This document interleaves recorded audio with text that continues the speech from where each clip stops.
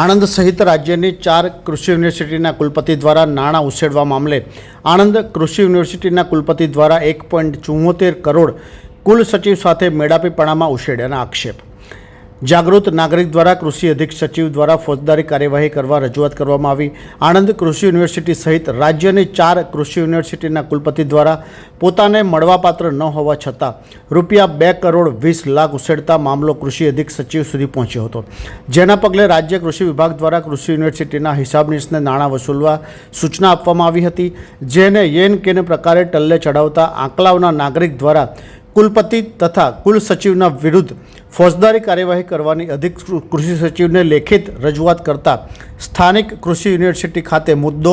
ગરમાયો હોવાનું જાણવા મળ્યું છે. પ્રાપ્ત વિગતો અનુસાર આણંદ સહિત રાજ્યની 4 કૃષિ યુનિવર્સિટીના કુલપતિને પોતાને મળવાપાત્ર ન હોવા છતાં પેન્શન મોંઘવારી ભથ્થું ઉછેરી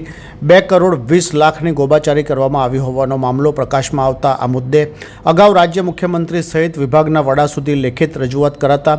ઉચ્ચ અધિકારી દ્વારા તપાસ હાથ ધરવામાં આવતા પદનો મનસ્વી ઉપયોગ કરી નાણાં ઉછેરી સરકારને આર્થિક નુકસાન પહોંચાડતા કૃષિ વિભાગના સચિવ દ્વારા પખવાડિયા પૂર્વે કૃષિ યુનિવર્સિટીના હિસાબનીશને નાણાં વસૂલવા સૂચના આપવામાં આવી હતી. તેમ છતાં હિસાબનીશ દ્વારા યેન કેન પ્રકારે ટલ્લે ચડાવતા સપ્તાહ પૂર્વે સચિવ દ્વારા હિસાબનીશને ઠપકો આપી 7 દિવસમાં નાણાં વસૂલવાની તાકીદ કરવામાં આવી હતી. આમ છતાં હિસાબનીશ દ્વારા પુનઃ ટલ્લે ચડાવવામાં આવતા આંકલાવના નાગરિક રમેશ મકવાણા દ્વારા પુરાવા સહિત આણંદ કૃષિ યુનિવર્સિટીના કુલપતિ દ્વારા કુલ સચિવ સાથે મેળાપીપણું કરી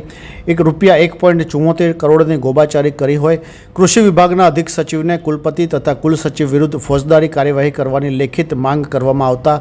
યુનિવર્સિટી કેમ્પસમાં મામલો ગરમાયો હોવાનું જાણવા મળ્યું છે. અત્રે ઉલ્લેખનીય છે કે આણંદ કૃષિ યુનિવર્સિટીના કુલપતિ વિરુદ્ધ અગાઉ તેલકાંડ, સિક્યુરિટી કોન્ટ્રાક્ટ, રૂફટોપ સોલાર સિસ્ટમમાં ભ્રષ્ટાચાર આચરવામાં